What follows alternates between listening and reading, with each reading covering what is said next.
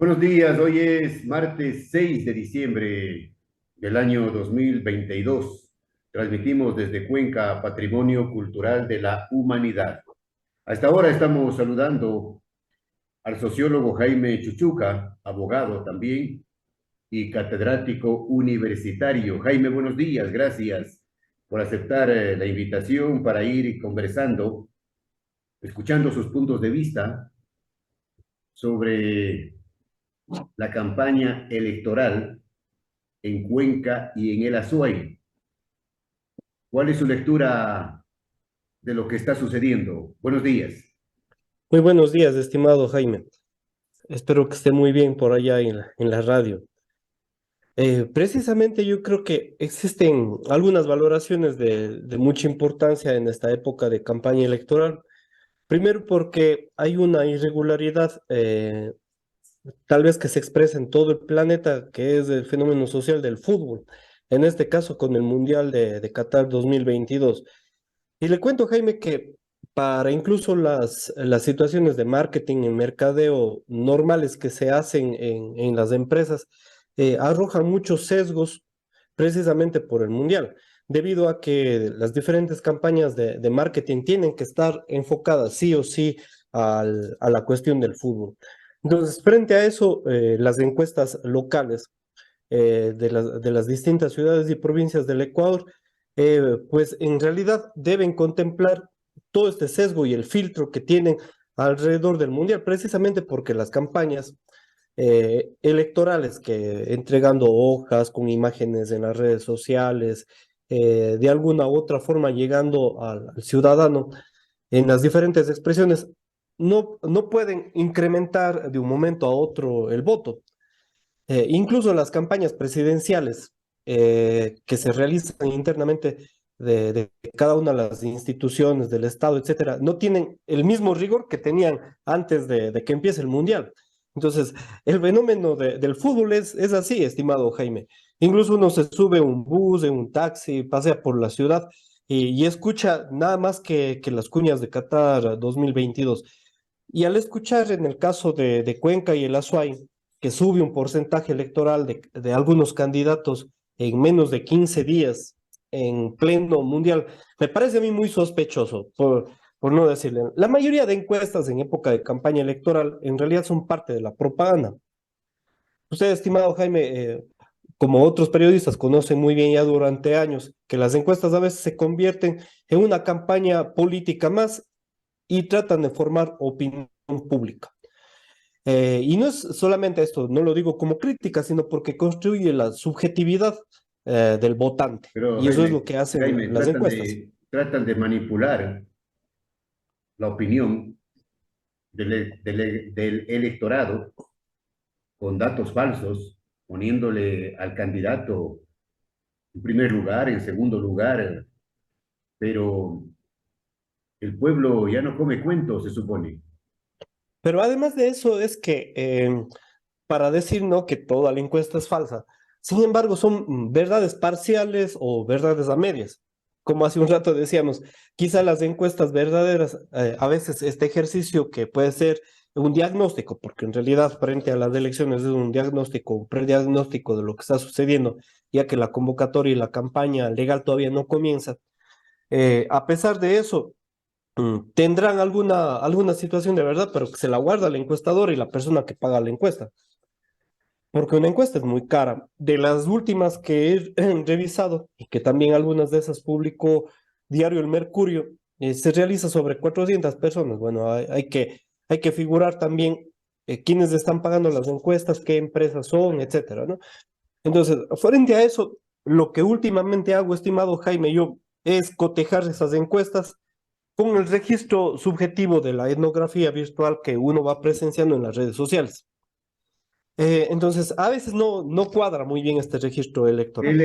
Jaime, ¿qué le sorprendió a usted como sociólogo, como analista, como estudioso de la política?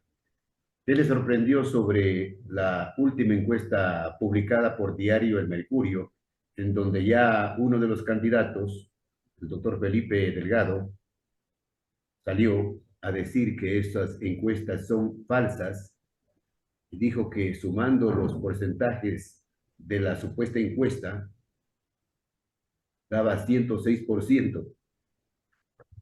Sí, yo coincido plenamente con lo que dice el doctor Felipe Delgado. Y además de eso, que en la misma tabla de porcentajes, bueno, generalmente algunas encuestas hacen eso, no consideran el porcentaje de indecisos, ¿no? Porque en este caso está entre el 40 y el 45%. De hecho, solamente con esa cifra no tendrían mucho rigor, digamos, para decir que tal candidato se encuentra en un lugar o en otro. Y en otro caso, estimado Jaime, las encuestas en la situación electoral a veces dejan de ser precisas porque contemplan la actitud, el comportamiento y la conducta del votante, el ánimo de los votantes. Y el ánimo de los votantes puede cambiar de un día para el otro o en ese mismo día. A veces una persona va en la mañana con ganas de votar por alguien y pasó algo en el trayecto y termina votando por otra persona. Entonces, la actitud, el ánimo, el comportamiento, la subjetividad, las emociones de la ciudadanía varían en espacios muy pequeños. Entonces, las encuestas se rigen sobre la historia reciente, sobre una semana, sobre 15 días, y a veces no sirven para reflejar. Lo que sí podemos reflejar son patrones sociales, históricos, generales.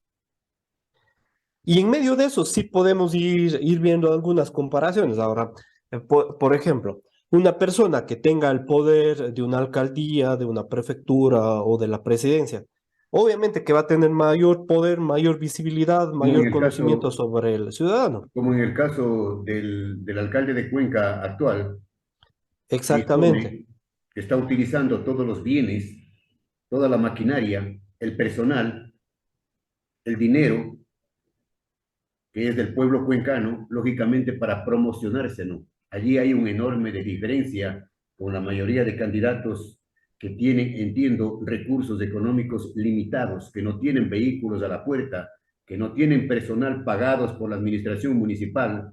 Entonces, dime de qué presumes, ¿no?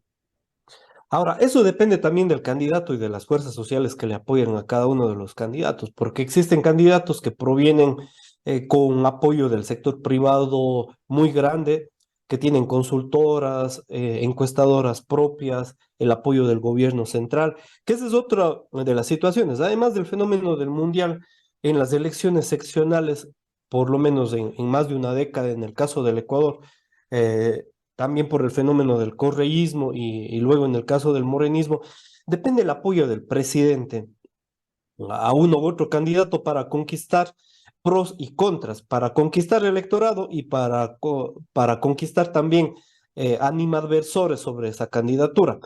Y el señor Guillermo Lazo no ha apoyado directamente todavía ninguna candidatura. Entonces, eso también es otra de las cosas que llama la atención.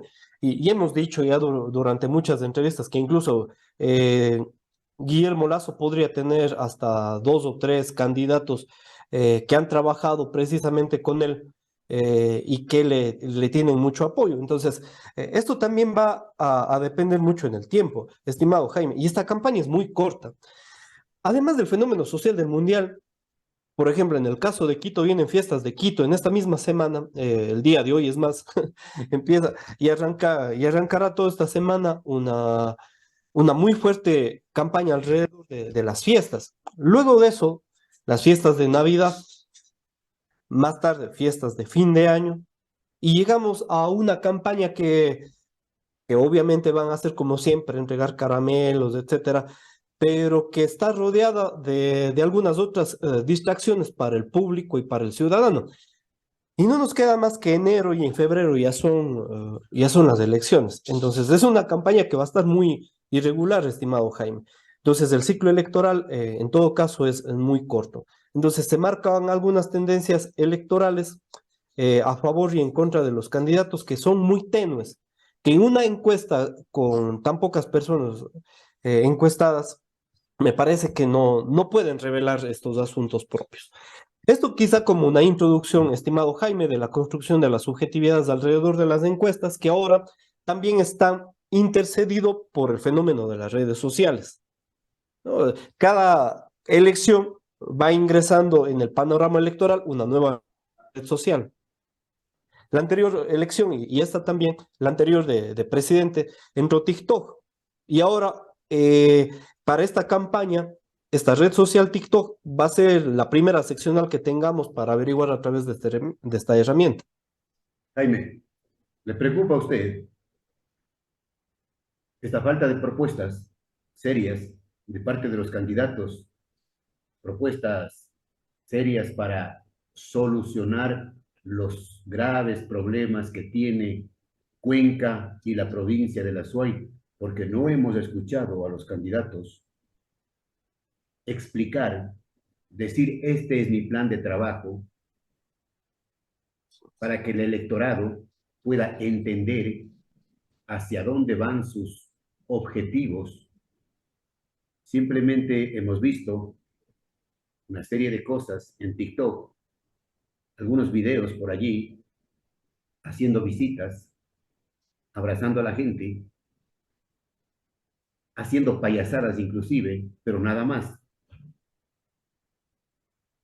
Ahora, estimado Jaime, al parecer en la mayoría de las candidaturas, tanto para la alcaldía y la prefectura, ayer me di un poco el tiempo para seguir cómo están construyendo sus campañas en Facebook y en TikTok. Y le tengo que decir, estimado Jaime, que la mayoría de ellas no se diferencian en el conjunto de propuestas, en la forma de dirigirse al público y tampoco en la manera de construir su campaña en Facebook y TikTok, que he utilizado yo estas dos herramientas. Y le doy un dato, estimado Jaime, según las encuestas, varias encuestas de este año, se dice que el público adulto, es decir, mm, mayor de 25 años hasta mayor de 65 años, una de las herramientas preferidas es el Facebook. Pero para la juventud, que más o menos podemos decir aquí para el votante común y corriente entre los 16 y los 24 años, actualmente la herramienta que más se utiliza para comunicar al público y hacia el exterior algunas de sus opiniones es el TikTok. Entonces, estas dos herramientas pueden ser utilizadas para eso, ¿no? Entonces, se puede segmentar la población, en el caso de Facebook, para ver qué es lo que piensa el público adulto y el público joven, más o menos entre 16 y 25, 24 años, el TikTok. Y frente a eso, podemos ver lo que usted dice, que existe falta de discusión de tesis políticas, institucionales, del articulado de las ordenanzas, de los reglamentos, en el caso de la alcaldía, de las leyes orgánicas, y un conjunto de respuestas que deberían presentar los candidatos con solvencia. Es más, creo que el mundo del espectáculo se ha fusionado entre las redes sociales y la forma de hacer campaña de los candidatos. Y por ahí, para decir con un filósofo ya de la década de los 70, Guy Debord, la sociedad del espectáculo, a través del video y de la imagen, se transmite al mundo virtual. Es decir, que el mundo virtual es el reflejo ya de la realidad de lo que está sucediendo. Entonces, en términos políticos prácticos, no existen ahorita campañas, en el caso de Cuenca y de la SOE, campañas radicales. O sea, sí se podían expresar las campañas seccionales anteriores, por ejemplo, que habían candidatos propiamente de los movimientos indígenas, que habían representado movilizaciones, o sea, se veía esa radicalidad. Pero ahora se va perdiendo en el escenario por las formas de hacer campaña y las herramientas, como les decía yo, en el caso del Facebook y del TikTok, pueden haber otras más, como el Instagram, etcétera, pero en estas dos que me he puesto a analizar en estos días, se va perdiendo el escenario porque todos van sacando similares formas de hacer campaña. E incluso me atrevo a decirle una situación, estimado Jaime, haciendo esta etnografía virtual que le digo. En el caso de la alcaldía, analizando las páginas de Facebook y TikTok, puedo encontrar yo dos grupos. O sea, no estoy poniendo primero, segundo, tercer, cuarto lugar, sino puedo encontrar dos grupos. Y es por el tráfico de la cantidad de propaganda que se hace. En el primer puesto, le digo yo, y para contradecir a las encuestas que han salido en estos días ¿cómo se llama esta? Insight y OP, Opinión Pública Ecuador, me parece que es. En primer lugar, al parecer estaría Adrián Castro por el tráfico que se encuentra en Facebook y TikTok. No estoy hablando de encuestas de intención de voto, estoy hablando de tráfico, de propaganda y de campaña electoral en Facebook y TikTok. Estaría él. Y en un segundo grupo muy apretado, casi el total del resto de las candidaturas. En el caso de la alcaldía, en un segundo grupo está Pedro Palacio, Cristian Zamora, Roque Ordóñez, Paul Carrasco, Jaime Moreno. Y aquí con una apreciación, sobre todo en el caso de Paul Carrasco, porque él ha pasado de ser un candidato, una autoridad y un funcionario público a convertirse casi en un influencer.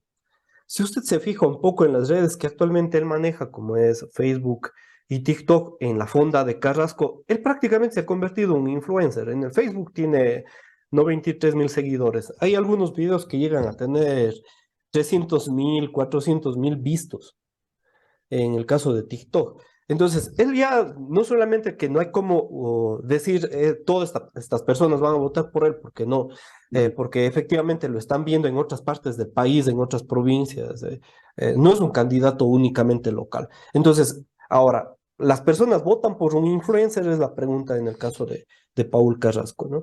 Esto para la alcaldía. Y en el caso de la prefectura, igual hay una división muy grande entre una candidatura que es la de Marcelo Cabrera, que tiene muchísimo tráfico en Facebook, muy poco en TikTok, le he revisado el Instagram, tiene mucho más presencia, y un segundo grupo que está la mayoría del resto de candidatos. Con esto también estoy contradiciendo la encuesta que presentaron, un tracking y la otra encuesta que presentaron en el Mercurio. Y en este segundo grupo se encuentra Juan Cristóbal Lloret, Rul Caldas, Diego Morales, Diego Monsalve, Dora Ordóñez, Sebastián Ceballos, Felipe Delgado, Magali Quesada.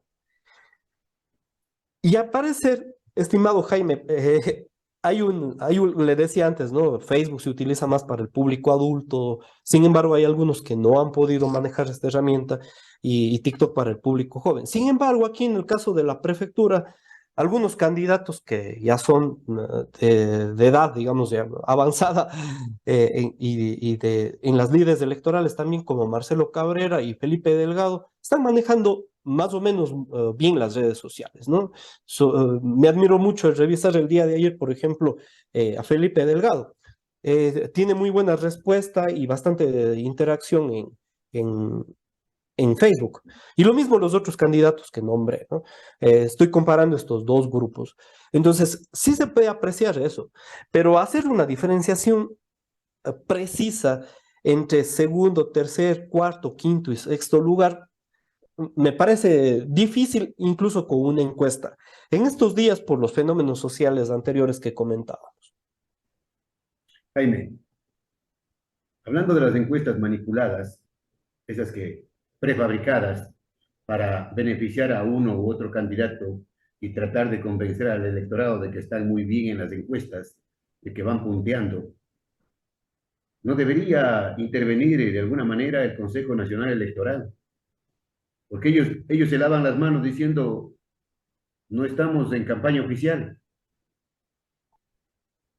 Ahora, como se analiza en época de fútbol, el árbitro a veces se convierte en un jugador más, y mucho más ahora con el VAR. Si hablamos del Consejo Nacional Electoral, es el árbitro de las elecciones, el VAR podría ser el Tribunal Contencioso Electoral.